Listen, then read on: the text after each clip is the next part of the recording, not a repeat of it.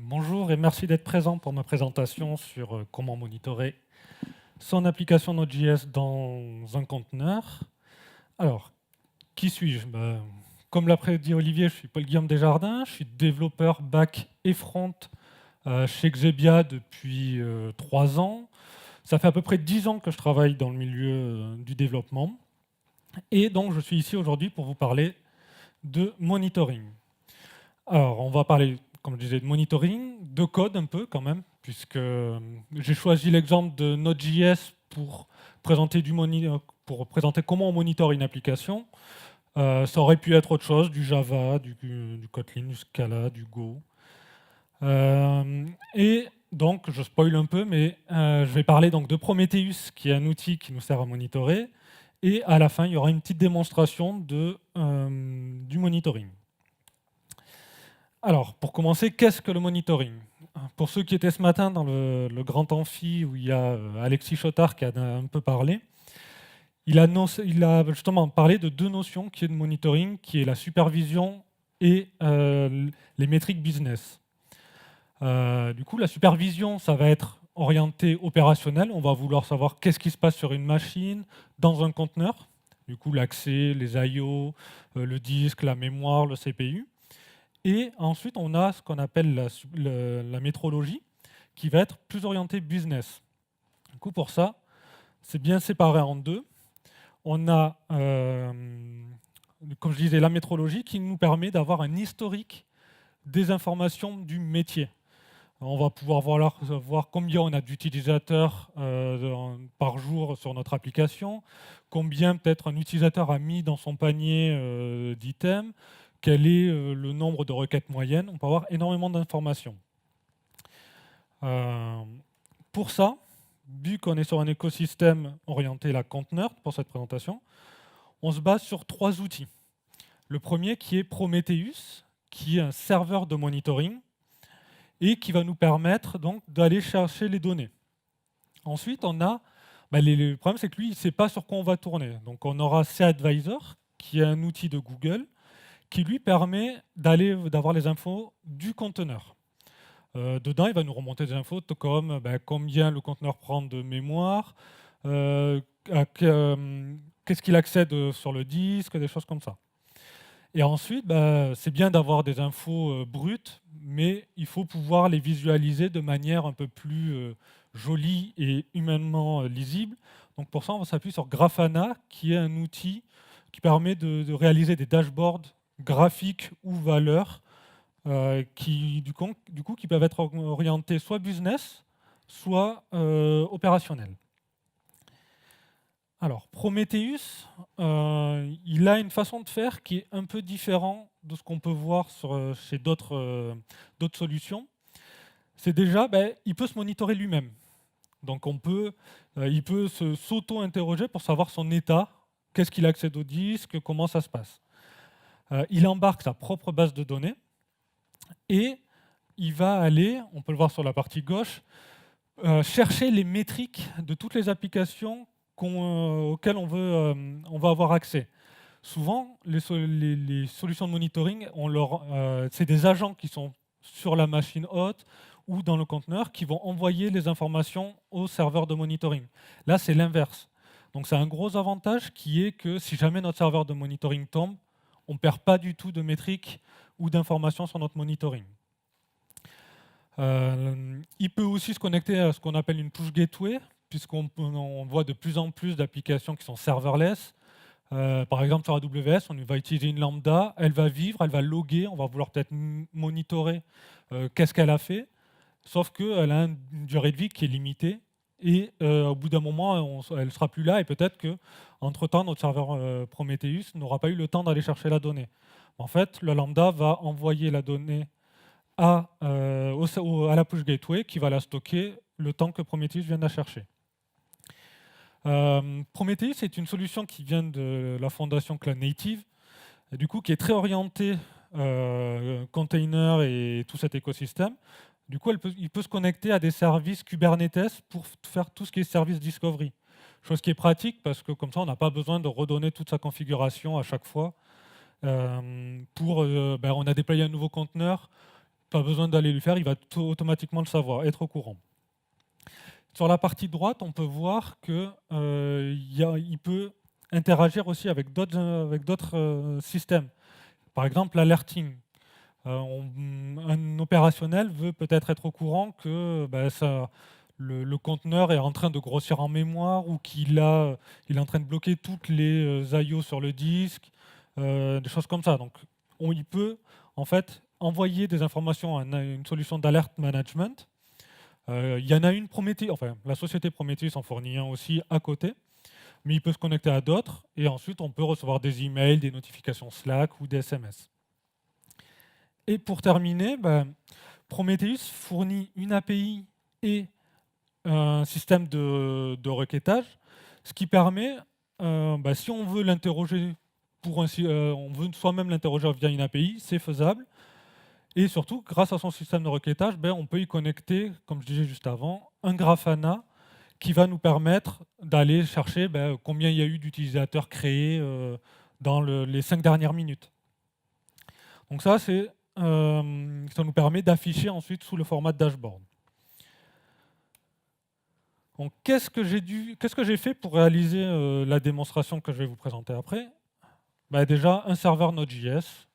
Pour mon pur plaisir, je l'ai fait avec du Koa, qui est un équivalent d'Express pour ceux qui connaissent un peu l'écosystème, donc qui est un framework qui permet de faire des API REST très facilement. Et bien sûr du TypeScript, puisque c'est mieux d'être typé à mon goût. Le tout, bien sûr, ça tourne dans un conteneur Docker. Parce que le but, là, c'est de pouvoir montrer qu'on peut monitorer le conteneur ainsi que les métriques business à l'intérieur. Cette application, qu'est-ce qu'elle fournit? Juste, là, elle est très très simple. C'est une route API avec un /hello qui va me renvoyer un message en JSON et je veux pouvoir compter le nombre de fois où on appelle cette route. Le tout est basé sur un exporteur, donc qui est le petit utilitaire pour Prometheus, pour récolter les métriques, les stocker à l'intérieur de ce petit client, et ensuite que ce petit client, on va lui dire je mets à disposition une route. Prometheus, on lui donne cette route, il interroge le client et il a les métriques. Et comme on a pu voir juste avant, donc il y a un conteneur Prometheus, cAdvisor et Grafana. Alors, dans le code, chose que j'ai fait, c'est un petit utilitaire Prometheus, du coup, qui utilise le client et qui crée un singleton de ce client où je lui donne mon nom d'application. Donc ça, comme ça me permet d'avoir à disposition dans le code source de mon application ce petit utilitaire. Ensuite, comme la plupart des serveurs Node.js, j'ai un fichier index. Comme je disais, je me base sur Koa. Donc je crée mon application, enfin j'importe mes dépendances pour mon application, mon routeur et mon petit utilitaire que j'ai créé juste avant. Je crée mon application, mon serveur. Je crée un routeur et je crée aussi un routeur pour Prometheus. Parce que comme j'ai dit juste avant, le but c'est je vais avoir mon routage applicatif, où là j'aurai vraiment mon application standard, et ensuite je vais créer un routeur uniquement pour Prometheus pour lui dire, par exemple, donne-moi, si j'interroge en get sur la route /métrique, récupère toutes les métriques et réponds sur cette route. Je fais pareil après pour mon routing applicatif, et le tout, je le donne à mon application Koa. Donc ça, c'est très proche, c'est ce qui est une base Node.js. Ensuite, dans mon serveur API, je réimporte mon utilitaire, puisque je veux l'utiliser dans ma route. Et là, en fait, Prometheus met à disposition une API en fait, qui est assez simple, qui permet de créer par exemple des compteurs, comme là. On peut créer des histogrammes, des jauges, des sommaires. On peut utiliser, il y a pas mal de métriques vraiment différentes qui sont du coup sur le temps ou à un instant donné. Et là, le but, c'est donc, je dis, crée-moi un compteur qui s'appelle HelloCounter, et on peut lui donner une description sur la clé help. Et ensuite, dans mon routage, dans ma fonction, on va dire dans mon contrôleur puis service, je dis, bah, dès que tu m'appelles, tu incrémentes ce compteur. Et tu réponds après par ce qu'on voudrait. Là, on pourrait appeler un service, faire appel à un repository de base de données et ensuite renvoyer la réponse. Donc maintenant, je vais passer à la démo. Hop. Alors, le but. Alors déjà, pour commencer, je monte ma stack Docker. Donc là, on peut voir, je monte un Grafana, un Node.js, un Prometheus.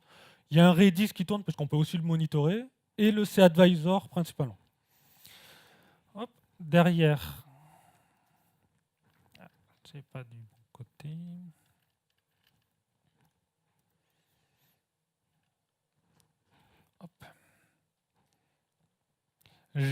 Hop. Si je rafraîchis, j'ai Prometheus qui est disponible. Donc il fournit une API, une WebView, mais qui est très très limitée. Dedans, ce qui est intéressant, c'est qu'on peut voir la configuration en temps réel. Et là, on voit le cAdvisor, mon application Node.js et lui-même. Du coup, ça me permet de savoir qu'est-ce que je vais monitorer.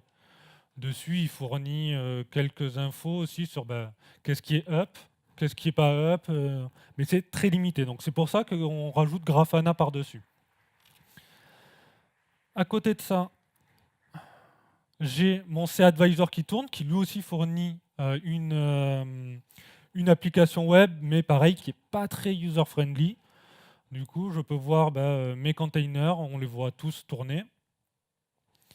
Et c'est là le plus intéressant, du coup, c'est le Grafana. Donc dessus, hop, je m'authentifie.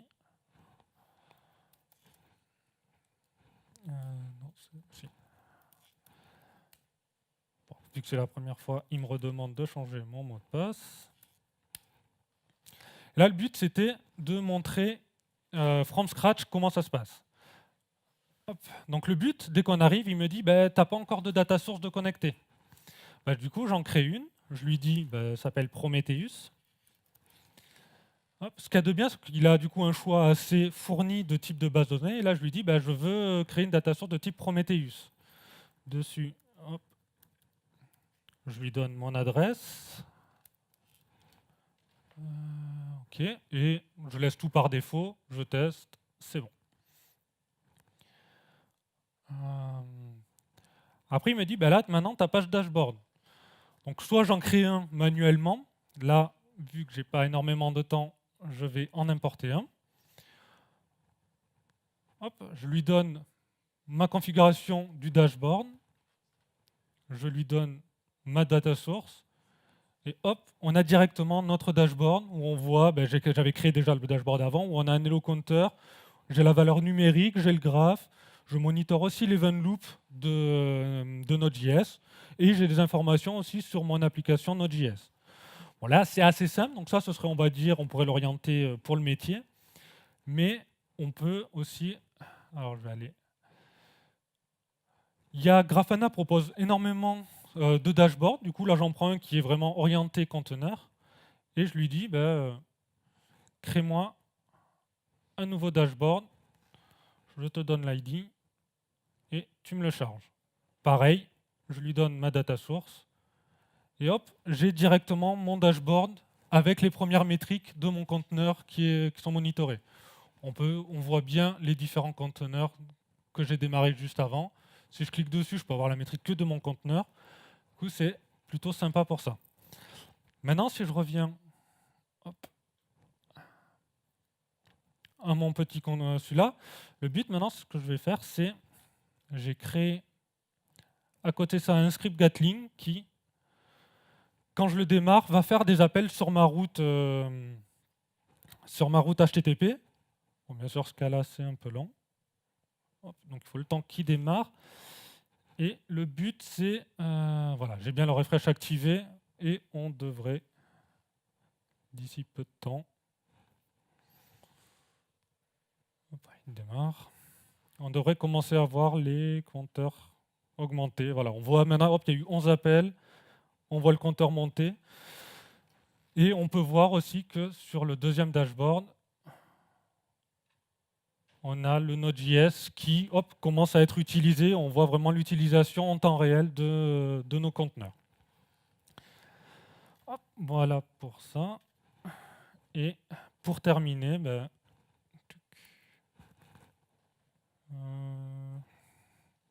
hop, je repasse là-dessus. Pour terminer, voilà, donc voici les liens déjà du repository sur lequel j'ai tout le code source. Il y a le script Gatling, le Docker Compose pour monter la stack, il y a le serveur Node.js bien sûr, il y a les slides, si ça vous êtes intéressé. Il y a les liens de Prometheus, Grafana et de cAdvisor. Et le dernier lien est assez intéressant puisque c'est Prometheus qui fournit toute une documentation sur comment connecter et configurer son cAdvisor pour monitorer ses conteneurs. Ça m'a énormément aidé pour cette présentation et quand j'ai dû le faire chez les clients. Du coup, je voulais le mettre à disposition. Voilà, et merci beaucoup. Si vous avez des questions, je suis à votre disposition. Merci Paul-Guillaume. Merci à vous.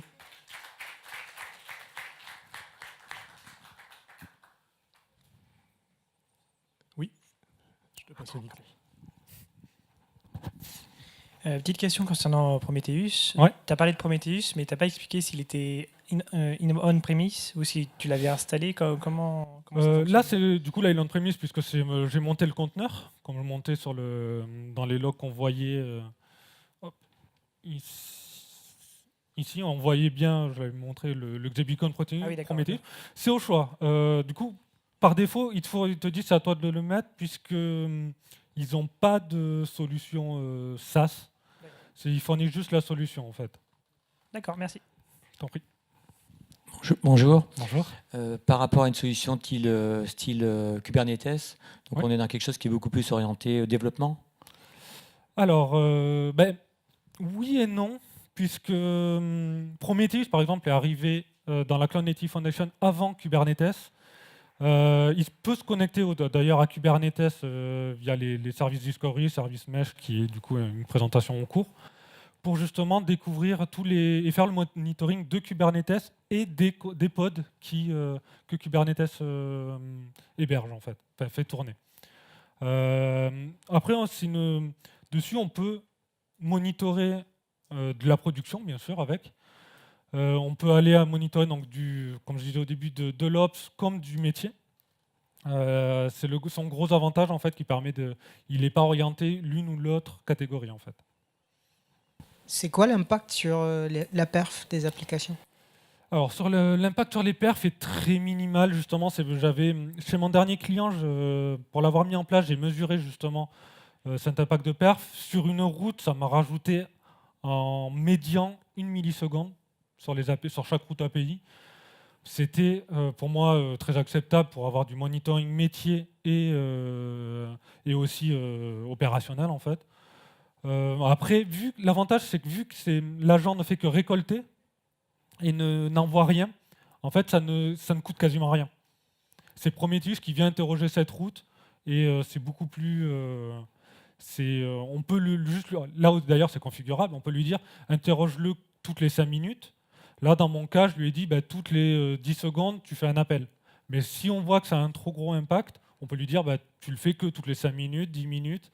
Si tu vois qu'il te répond en plus de 50 millisecondes, tu arrêtes de l'interroger. Peut-être qu'il y a un autre souci.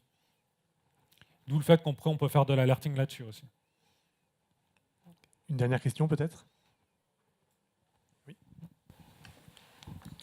Par rapport à une solution de type graphite, quels seraient les avantages et les inconvénients ? Alors, moi je trouve l'avantage qu'il a, c'est vu qu'il appartient à la Cloud Native, il est utilisable avec énormément d'outils autour. cAdvisor, il n'y a quasiment aucune configuration, il faut juste lui donner l'endroit où se trouve cAdvisor, lui dire que c'est une solution, enfin un serveur cAdvisor, et il s'occupe du protocole de communication entre les deux. En fait, la mise en place est très simple et en 10 minutes, on a un outil qui est qui est tout prêt pour monitorer. Après, Graphite, je l'ai très peu utilisé, donc je ne peux pas non plus comparer à 100% l'utilisation, mais l'avantage que j'ai trouvé avec Prometheus, c'est qu'il est très facile à prendre en main et il se connecte à énormément d'outils. Merci Paul-Guillaume. Merci à vous.